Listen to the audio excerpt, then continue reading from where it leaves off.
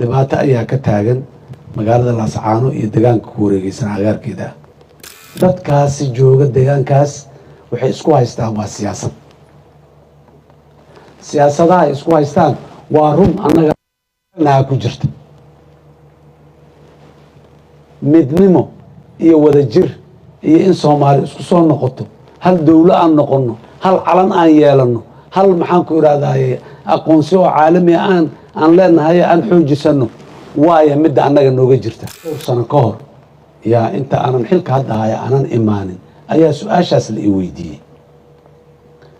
maalintaas wixii aan ka iraan weli ka qabaa mushkiladda ka taagan deegaankaas mushkilad siyaasadeed waaye. dad isdhalay isla dhashay qaraabo ah ehel ah wada deganaa meesha degan wax ka dhaxeeyo inay jiraan aniguma qabo. xoog yaan lagu raadinin, dadka xoog laguma hayn karo, xukun xoog laguma hayn karo, talo xoogaan kuugu talinayaa lama dhihi karo. rabitaana la isugu taliyaa. reer Laascaano iyo deegaankaa deganne waxa aad rabtaan nabadaad ku heli kartaana adinkuna nabad ku doonaan leenahay. dowladda Soomaaliyana xaaje aanay waxba ka qusayn maana waxba naga qusayo. waa dadaalnay, dhinac walba waa la hadalnay, waa u caqli celinay, waana daba taagnaanaynaa. kala guuri karin, kala tegi karin, meel aad kala aadi kartaan aanay jirin, isku khasban tihiin, isu muuqataan, berri isu soo noqon doontaan, aad og tahay inaad isu soo noqon doontaan. in xaajadiinnu aanay isdil ku dhammaan karin waa garan kartaa. arrimaha meesha yaallo indifferent, yani afka qalad indifferent waxaa lagu yidhahaa waxba igama gelin ma dhihi karno, waana khuseeyaan. dadka dhimashadiisa iyo dhiiggiisa daadanayana waana khuseeyaan. qadiyadaha meesha taaganina waana khuseeyaan. meeshu si dhayal dhayala laysugu imaano layskuma diline arrimaa yaallo oo keenay in la isdilo. waxaan leenahay marka koowaad horto xabadda aan joojino. baryahan waa la socotaan dhammaan dhibaato ayaa ka taagan magaalada Laascaano iyo deegaanka ku wareegaysan agaarkeeda. in badanoo horene waan ka hadalnay. waxaase inayna gubayaan na dhibayaan annaan raalli ka ahayn, kuna faraxsanayn, kuna qanacsanayn. dadkii dhintay oo Soomaaliyeed oo qaaliga ahana inaan aad iyo aad uga xunnahay ugana xanuunsanayn. in badanna aan ku baaqnay nabadda war nabadha laga taliyo. meeshu si dhayal dhayala laysugu imaano layskuma diline arrimaa yaallo oo keenay in la isdilo. waxaan leenahay marka koowaad horto xabadda aan joojino, bal qoraga aan aamusino xabadda ka dhacayso. marka labaadna waxaan leenahay aan isu nimaado, aan iswarsanno, oo aan kala gar qaadanno, oo aan kala garaawshiyo qaadanno.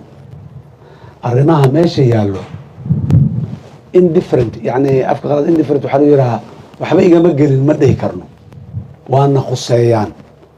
dadka dhimashadiisa iyo dhiiggiisa daadanayana waana khuseeyaan. qadiyadaha meesha taaganina waana khuseeyaan. horena waa uga hadalnayo qadiyad kasta si kasta u qaraaraatee waxay ku dhammaataa hadal unbay ku dhammaataa, dil kuma dhammaato. nimaadan kala guuri karin, kala tegi karin, meel aad kala aadi kartaan aanay jirin, isku khasban tihiin, isu muuqataan, berri isu soo noqon doontaan, aad og tahay inaad isu soo noqon doontaan.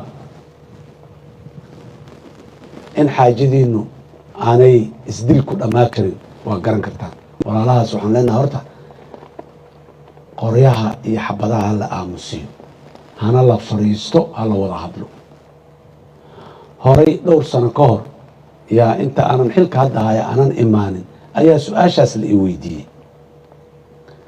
maalintaas wixii aan ka iraan weli ka qabaa mushkiladda ka taagan deegaankaas mushkilad siyaasadeed waaye. dad isdhalay isla dhashay qaraabo ah ehel ah wada degana meesha degan wax ka dhaxeeyo inay jiraan anigu ma qabo wax ka dhaxeeyo inay jiraan ma qabo sida taariikhdii horeba inoo soo martayo dadka Soomaaliyeed wax ka dhaxeeyo ma jirin siyaasad qaloocataa qoorta isu gelisay dadkaasi jooga deegaankaas waxay isku haystaan waa siyaasadaha ay isku haystaan waa run annaga ku jirta midnimo iyo wadajir iyo in Soomaali isku soo noqoto hal dawlad aan noqono hal calan aan yeelano hal maxaan ku iraadaaye aqoonsi oo caalami aan leenahay aan xoojisano waaya midda annaga nooga jirta laakiin weligeena nagu jirtay hadda naguma soo dhalan kumaanaan raadin xoog iyo dil iyo muxuu ahaaye laana inaan sugnoon waqti sugno sugitaanku qof nooga dhima ma laakiin inaan degdegno isgalna qof aan nooga dhimanayso marka nabadda midnimada annaga waa midnimadan mid aan ajandaha meesha nooga jiro waa ajanda midnimo laakiin ajandaha midnimo nabad in lagu doono waa rabnaa maamulka Somaliland walaalaha waxaan ugu baaqaynaa xabadda inay dhaafaan dadka ay la hadlaan walaalaha reer Laascaano iyo degaanka deganne waxa aad rabtaan nabadaad ku heli kartaan adinkuna nabad ku doonaan leena dawladda Soomaaliyana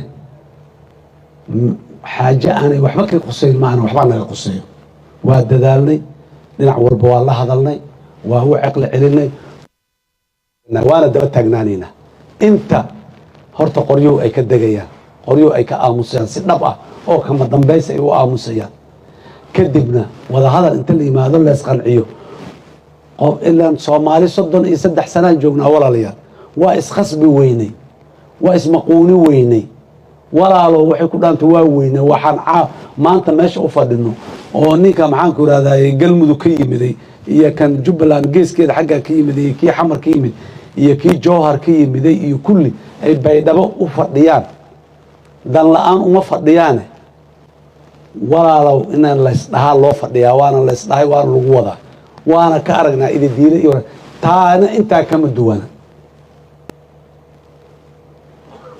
xoog yaan lagu raadinin dadka xoog laguma hayn karo xukun xoog laguma hayn karo talo xoogan kuugu talinayaa lama dhihi karo rabitaana la isugu taliyaa nidaam lagu heshiiyaa la isugu taliyaa dadka meeshaas joogana xaqay u leeyihiin waxa lagu xukumaya sida loo xukumaya sida ay rabaan inay taladeeda wax ku leeyihiin ayagana waxaan leenahay war waa leedihiin xuquuqdiina iyo xorriyadiina iyo masiirkiina inaad taladiisa lahaataan laakiin sida si dhaantaa lagu jiriyo dhiig daata si aan ahayn ha lagu jiriyo way imaanaysaa in maxaan ku iraahdaa xalka lagu gaaro miis korkiisa marka ay bilaabanaysay balaayadan waxaan ir walaalayaal berri yaanan qubuuraha korkooda intaan isku salaano oon hab isa siino xabadka isa saarno yaanan meesha ka soconin hadda inta aanay qubuuruhu aanay jirin ama aanay badanin aan heshiino mowqifkaasaan taagannahay waxaa sidoo kale aan aad iyo aad u bogaadinaynaa labada dhinacba inayna dhegaystaan markay timaado xagga nabadda iyo xabad joojinta iyo maxaa colaad yaraynta iyo waxa markay timaado waa ka mahad celinaynaa waana bogaadinaynaa idinkamana dheerin waa idinla joognaa yaan leenahay waxaanan rabnaa adinkoo raalli isku ah haddaad isla jiraysaana adinkoo raalli isku ah inaad isla jirtaan haddaad kala tegaysaana adinkoo raalli isku ah inaad kala tagtaan dhiig daadanayana aydan iskula jirin mid kaloo daadanayana aydan ku kala tegin inta aan idinla jecelnahay waa intaas taasna waxaan rabaa iyadana inaan intaas uga baxo